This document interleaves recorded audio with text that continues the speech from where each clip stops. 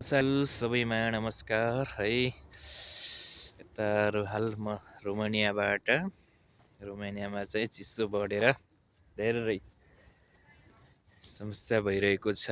अनि हामी चाहिँ क्रिसमसको छुट्टी थियो 5 दिनको, त्यस छुट्टीलाई मध्यनजर गर्दै आज लास्ट दिन हो। यसो लास्ट दिन, भोलिबाट ड्युटी जानुपर्ने छ। आज चाहिँ लास्ट दिनलाई यसो घुमघाम गरेर बिताउँ भनेर हामी चाहिँ यसो पार्कतिर आएको छौँ।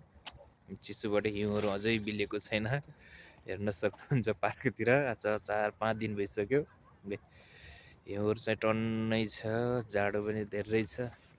त्यसैले अब जाडोमा पनि कति कोठामा मात्र बसिरहनु, 3-4 दिन भइसक्यो कोठामै बसिरहेको।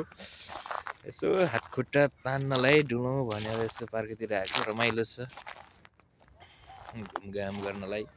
यो हामी चाहिँ यहाँ पनि 2-3 पटक, हाम्रो रुमदेखि पनि नजिक भएको कारणले गर्दा हामी चाहिँ 2-3 पटक, योसँग 3 पटक हुन्छ होला हामी यसो घुम्न यसमा आएको साथीहरूसँग।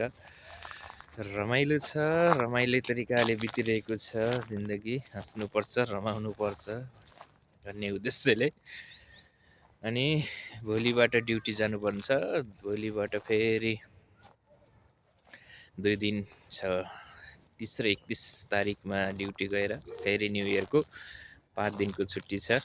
त्यतिखेर फेरि रमाउनुपर्छ, घुम्नुपर्छ भन्ने भनेर चाहिँ यसो घुमघाम गर्न आएको। र एउटा सानो भ्लग बनाऊँ यसो, पछिको लागि पनि एउटा सम्झना रहन्छ भनेर एउटा सानो भ्लग बनाएको छु।